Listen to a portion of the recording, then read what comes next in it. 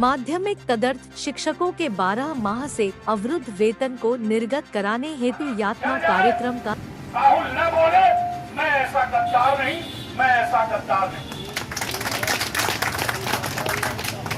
मन की भावनाएं थी, मन की टेस्ट थी, वो चीजें बता रहा हूँ। याचना कार्यक्रम उन सभी साथियों को ये लगार हो, आह्वान हो कि वो आए और हमारा एक विधिक टीम नियुक्त कर लीजिए राजमणि भाई साहब, जहाँ पर डेलीगेशन में 4-6 सदस्य कौन लोग जाएंगे, इनके हमारा वेतन हमारा सम्मान, हमारा वेतन हमारा सम्मान, हमारा वेतन हमारा सम्मान। कितने दिन हो गए हैं सरकार से याचिका कर रहे हैं, जबकि आज 17वां दिन है आपका अनशन का, और 1 महीने से ज़्यादा हो गए आप लोग सरकार से मांग करते हुए, तो क्या कहना चाहेंगे आप? हम यही कहना चाहते हैं कि हमको जो हमारी मांगे हैं वो हमारी पूरी हो जाएं। हम लोग भी चलें, स्कूल में पूरे मनोयोग से पढ़ावें और बच्चों को जो हमारा दायित्व है अध्यापन कार्य करें, बच्चों का भविष्य सुधारें। लेकिन अभी हमारी मांगे पूरी नहीं हुई। बरसों से हमारा वेतन कारण अवरुद्ध है, जबकि हिंदुस्तान में पहली बार ऐसा हो रहा है, बिना सो कॉल नोटिस, बिना किसी लिखित आदेश के हमारा वेतन अवरुद्ध कर दिया गया है। आप लोग अनशन पे बैठे हुए हैं, अगर ऐसे में यदि किसी आपके कार्यकर्ता को यदि कुछ हो जाता है तो उसकी जिम्मेदारी को किसकी रहेगी? इसकी संपूर्ण जिम्मेदारी जो इस संकट को पैदा किए हैं, जो इस संकट को खड़ा किए हैं, संपूर्ण जिम्मेदारी उनकी है। और ऐसा हुआ भी। हम लोगों ने बहरहाल उस पर कोई विधिक कार्रवाई नहीं की।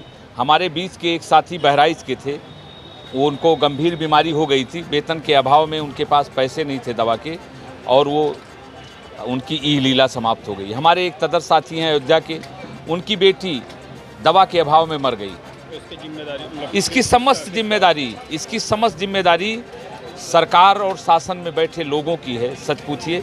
लेकिन जब हमारी बात नहीं सुनी गई, हम प्रभु बजरंगबली के चरण में बैठे हैं, कलयुग का इनको भगवान कहा जाता है, तो हमने जब देखा कहीं ना कहीं विसंगतियां हैं, हम 15 महीना लगातार सरकार से और सरकार के जितने नुमाइंदे हैं, वो चाहे वरिष्ठ मंत्री हों, चाहे दोनों उप मुख्यमंत्री हों, चाहे तमाम दर्जनों मंत्री ऐसे हैं जिनके दरवाज़ों पे मैंने याचना किया। हमारे 14 शिक्षक एमएलसी भारतीय जनता पार्टी के हैं, उनके दरवाजे पर हमने याचना की। 15 महीना याचना करने के बाद जब हम थक गए, कहीं से हमको उम्मीद नहीं लगी न्याय मिलने की, तो हम प्रभु बजरंगबली के शरण में आ गए और इनके चरणों में अपना प्रत्यावेदन रख करके हमने इनसे अनुनय विनय करना शुरू किया कि हे बजरंगबली, हमारी बातों को आदरणीय मुख्यमंत्री तक पहुंचाइए, जो कहीं ना कहीं हमारे जो शासन में बैठे अधिकारी हैं हमारी बातों को गलत तरीके से प्रस्तुत करके। और जब मैं अधिकारियों से कहता हूं तो कहते हैं माननीय मुख्यमंत्री जी ने वेतन आपका रोका है, लेकिन मैंने अपनी आंखों से देखा है और कानों से सुना है, जब हमारे शिक्षक एमएलसी सदन में महाराज जी से इस बात को अवगत कराया तो महाराज जी स्वयं सदन में उपस्थित होकर के वक्तव्य देने का काम किए कि कोई भी तदर शिक्षक बाहर नहीं जाएगा और सबका साथ सम्मान, सबकी जो भी उपलब्धियाँ हैं वो मिलने का काम करेगा। इसलिए मैं माननीय मुख्यमंत्री जी को अभी मैं कटघरे में नहीं खड़ा करना चाहता हूँ, ना मैं उनको दोष देना चाहता हूँ। कहीं ना कहीं ये बात सत्य है कि अधिकारियों ने भ्रमित करने का काम किया है और हमारी बात महाराज जी तक पहुंचने नहीं पा रही है। मैं 2 बार अपॉइंटमेंट लेने की भी कोशिश किया, उनके पीएनटी पे मैंने संपर्क किया, मैंने नाम भी नोट कराया, लेकिन मुझको अपॉइंटमेंट नहीं मिला। मैं चाहता हूं आपके चैनल के माध्यम से हमारी बात को 5 मिनट आदरणीय मुख्यमंत्री जी सुन लें। अगर हम कहीं गलत हों तो हमको बाहर कर दें, हम उफ नहीं करेंगे, लेकिन हमें अपनी सत्यता पे और अपनी निष्ठा पे भरोसा है कि हम 100% सत्य हैं। गलत अधिकारी हैं, गलत तरीके से हमारे आदरणीय यशस्वी मुख्यमंत्री को, जो कि लोक कल्याणकारी सरकार चला रहे हैं, जिनका पूरे देश में नहीं पूरे विश्व में डंका बज रहा है, इनके कारनामों का, इनके कार्यों का, इनकी ईमानदारी का।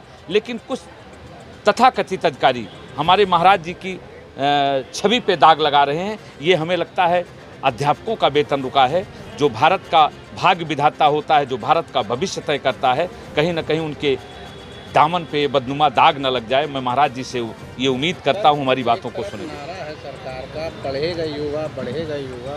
जब शिक्षक इस तरीके का धरना देंगे तो कैसे पढ़ेगा युवा? सरकार का नारा नहीं है, सरकार का नारा है, लेकिन इम्प्लीमेंट तो शासन करता है ना। शासन क्या है ये बखूबी जानता है। महाराज जी को ये गलत फहमी नहीं पालना चाहिए। ये आईएएस किसी के नहीं, ये अफसर किसी के नहीं हैं। जिनकी सरकार I am safe, IS means I am safe. वो जैसी सरकार, यही जो नुमाइंदे बैठे हैं समाजवादी की सरकार में समाजवादी का झलुआ झुलाते थे, आज भाजपा का है। और हम भारतीय जनता पार्टी के समर्थक हैं, हम भारतीय जनता पार्टी के कार्यकर्ता हैं और गर्व से कहते हैं इसी मंच पे समाजवादी के MLC आए और हमने उनको मंच नहीं साझा करने दिया। हम इसलिए हमको टीस लगती है, क्रोध आता है कि हम अपने परिवार में अपनी जब परिवार है, अपना सरकार है, तब हमको रोना पड़ रहा है। ये दुर्भाग्य की बात है। आप लोग की चलती रही तो आने वाले आगामी चुनाव में क्या आप भाजपा का समर्थन करेंगे? जब पेट में आग लगती है कितने दिन ये दर्द रोकेंगे? अभी राष्ट्रवाद से पेट की जलन कमज़ोर पड़ जाती है। जब राष्ट्र की तरफ देखते हैं और भारतीय जनता पार्टी की नीतियों को समझते हैं तो अपनी पेट की आग हमको बुझ जाती है और राष्ट्रवाद के चरमोत्कर्ष की तरफ निगाहें बढ़ जाती हैं। क्योंकि हम 3 पुश्तों से भारतीय जनता पार्टी, हमारे बाबा दीपक जलाते थे, हमारे पिताजी कमल खिलाते थे और मैं भी कमल खिलाने का काम कर रहा हूँ।